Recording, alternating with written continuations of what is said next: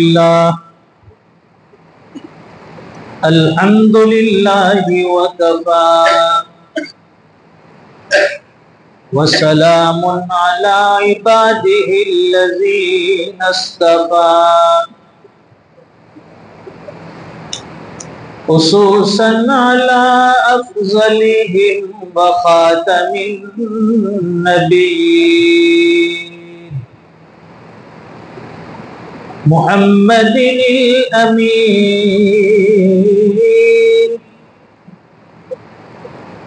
وعلى آله وأصحابه أجمعين أما بعد فأعوذ بالله من الشيطان الرجيم بسم الله الرحمن الرحيم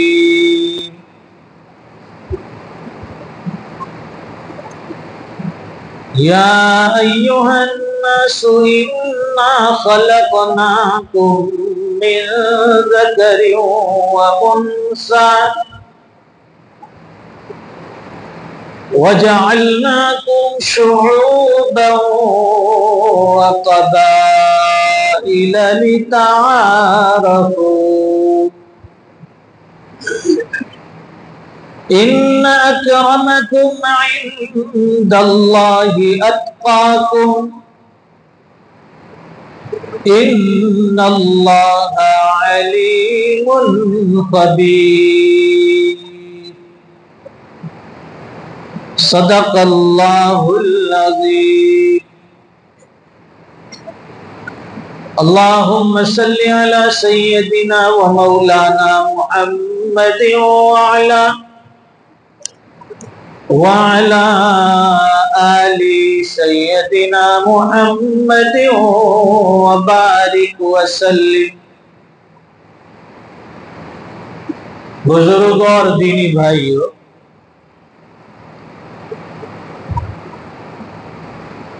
اللہ نے بڑا فضل فرمایا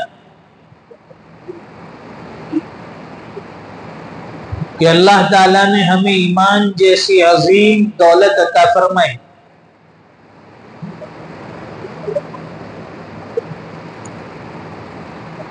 روزانہ دنیا میں ہزاروں کی تعداد میں بچے پیدا ہوتے ہیں، لیکن جب ہماری باری آئی تو اللہ تعالیٰ نے ہمیں ایک ایمان والے کے گھر میں پیدا فرمایا۔ وہ چاہتا تو ہمیں بھی کسی یہودی کے، کسی نصرانی کے، کسی مشرک کے گھر میں پیدا کر سکتا تھا،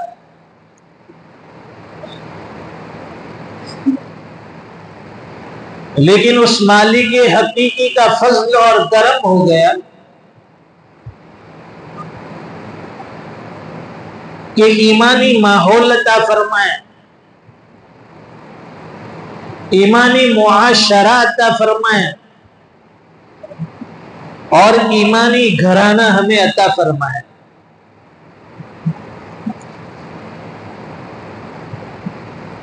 یہ ایمان کا مل جانا، اسلام کا مل جانا، یہ اتنی عظیم دولت ہے کہ ساری دنیا کی دولت مل کر اس کا مقابلہ نہیں کر سکتی۔ بیٹھے بٹھائے اللہ تعالیٰ نے ہمیں یہ کلمہ اور یہ ایمان عطا فرمایا۔ صحابہ کرام نے اس کلمے کے لیے مارے کھائی، ایمان کے لیے مشقتیں اٹھائی، اس کلمے کو اپنانے کے لیے، اس کلمے کے اوپر چلنے کے لیے صحابہ کرام نے بڑی بڑی قربانیاں دی، بڑی قربانیاں رہی۔ حضور پاک صلی اللہ علیہ وسلم کی جب بعثت ہوئی، آپ نے نبوت کا اعلان فرمایا اس وقت سے حالات مسلسل شروع ہو گئے.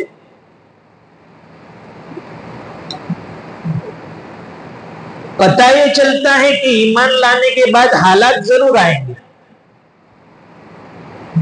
دین پر چلنے والوں کے اوپر حالات ضرور آئیں گے. کبھی کس شکل میں کبھی کس شکل میں، لیکن حالات ہمیشہ ساتھ ساتھ رہیں گے.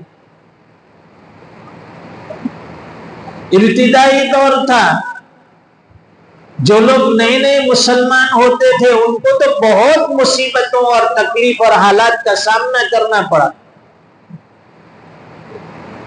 اپنے تھے وہ بھی پرائے ہو گئے، رشتے دار تھے وہ بھی اجنبی ہو گئے، دوست تھے وہ بھی دشمن بن گئے.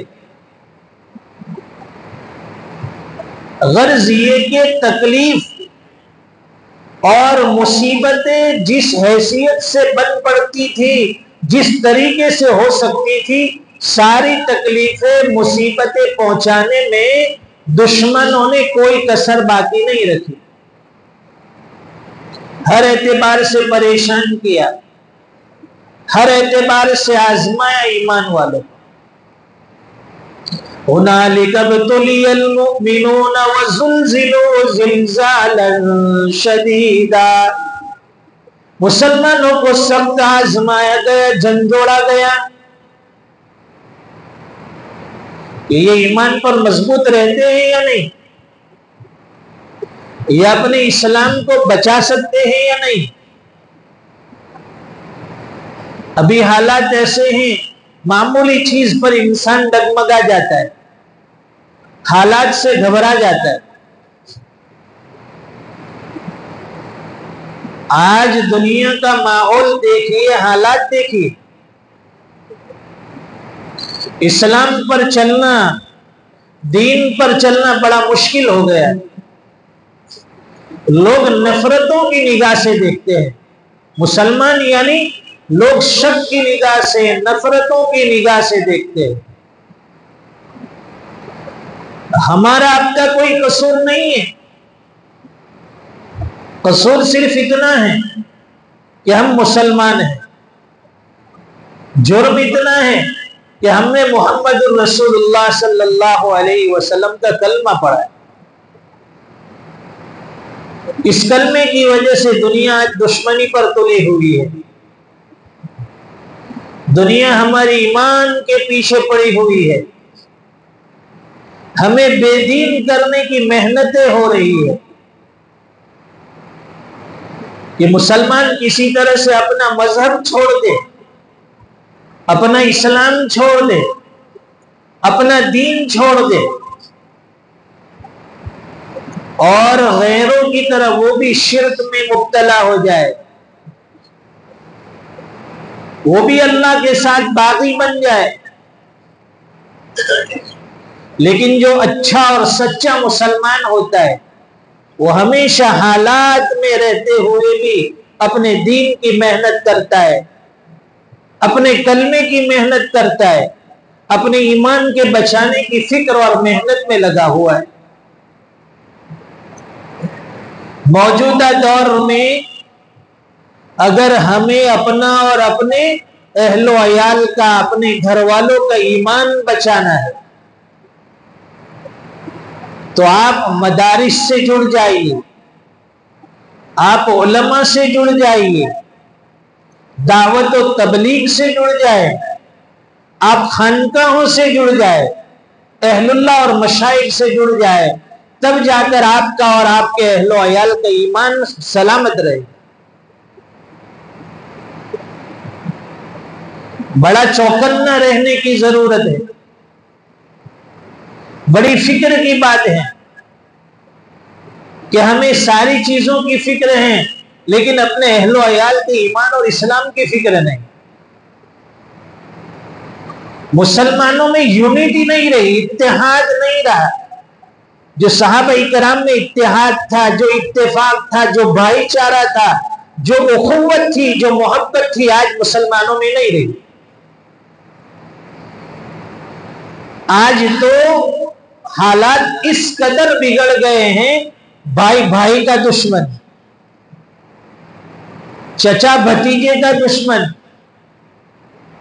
ماموں بھانجے کا دشمن،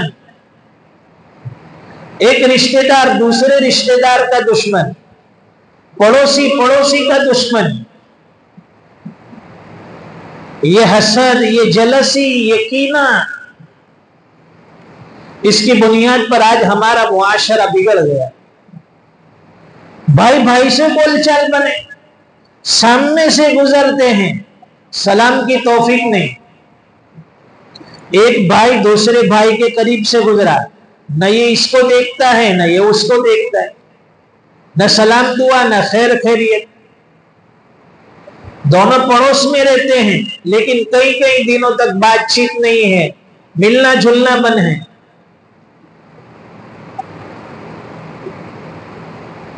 ہماری رشتہ داری ختم ہو گئی، ہمارے تعلقات ختم ہو گئے۔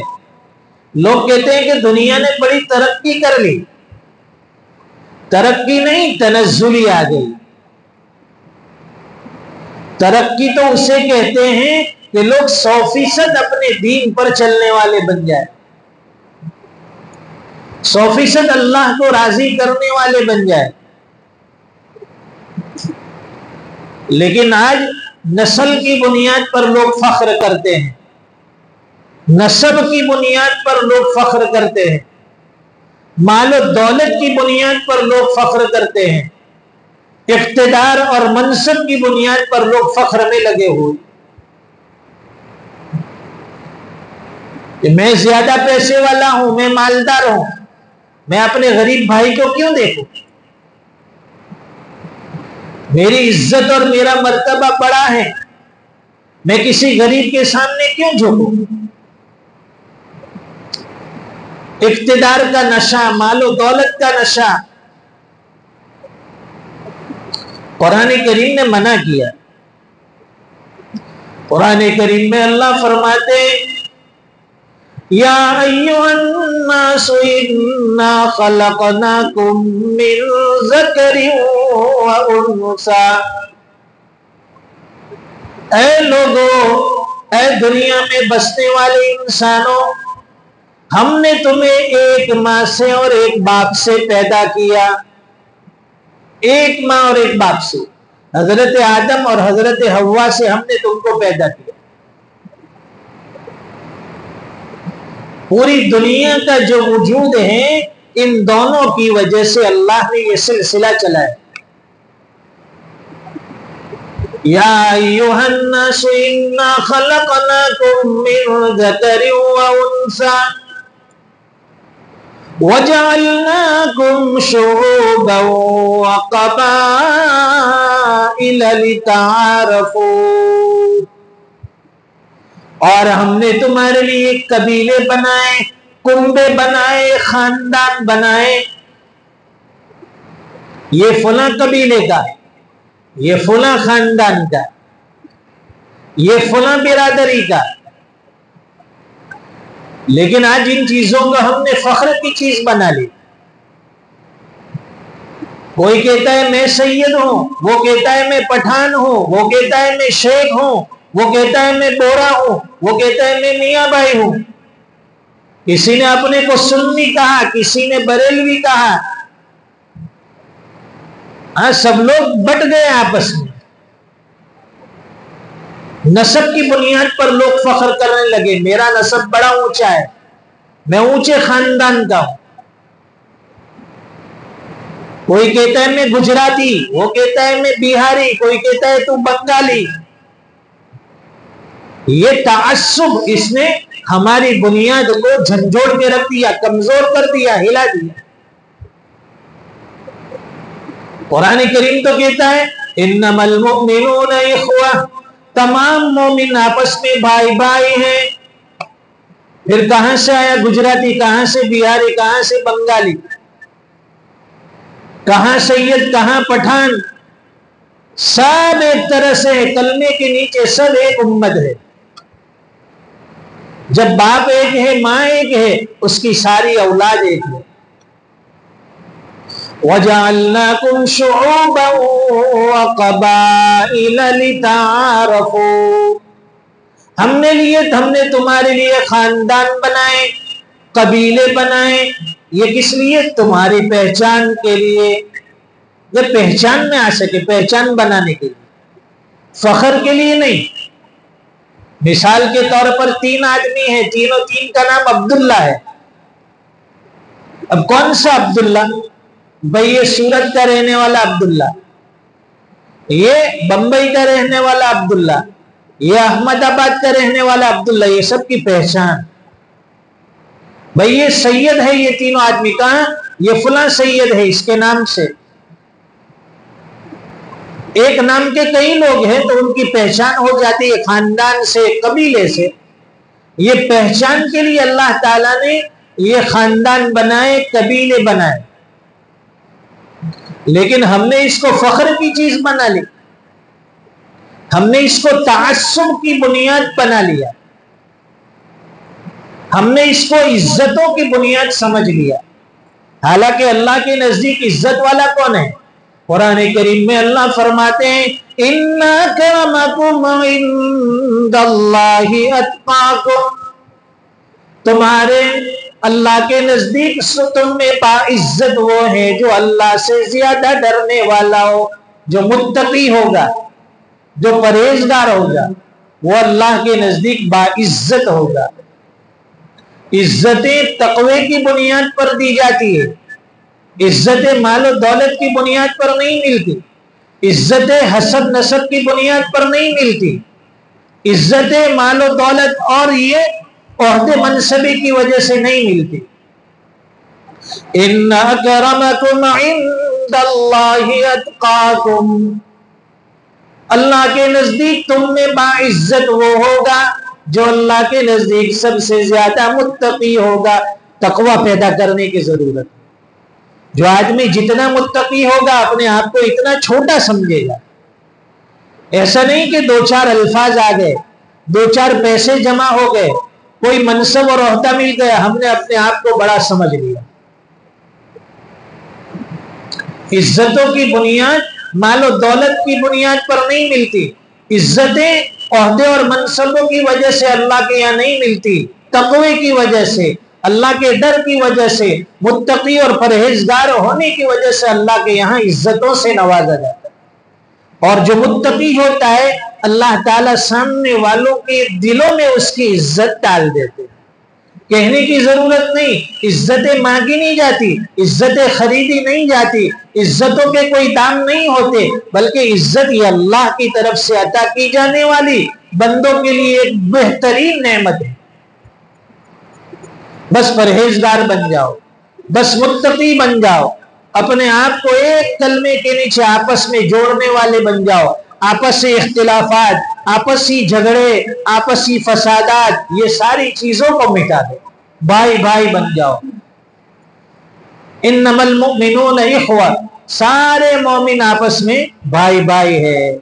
ایک بھائی کبھی دوسرے بھائی سے جھگڑا نہیں کرتا، ایک بھائی دوسرے بھائی سے حسد نہیں کرتا، ایک بھائی دوسرے بھائی سے بغض اور کینہ نہیں رکھتا۔ اس طرح قرآن کریم نے ہمیں تعلیم دی کہ تم اس طرح سے بھائی بھائی بن جاؤ جیسے کہ دین کا تقاضا ہے، جیسے اسلام کا تقاضا ہے۔